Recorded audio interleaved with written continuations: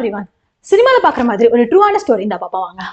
நான் ஒரு லிஸ்ட் தெரியுதா, இது என்ன லிஸ்ட் அப்படின்னு உங்களுக்கு ஏதாவது ஐடியா தோணுதா? என்ன அதை பார்க்கும்போது ஒரு ஃப்ரெண்டு ஸ்மோக்கிங்குக்காக எவ்வளவு ஸ்பெண்ட் பண்றாரு அப்படின்னு கால்குலேட் பண்ண லிஸ்ட் தாங்க அது. ஷாக்கிங்கா இருக்கா என்ன? கண்டிப்பா இருக்கும். 2018 இருந்து 2023 வரைக்கும் ஸ்மோக்கிங்குக்காக அவர் எவ்வளவு ஸ்பெண்ட் பண்றாரு அப்படின்னு சின்னதா ஒரு ஸ்டடி பண்ணோம்.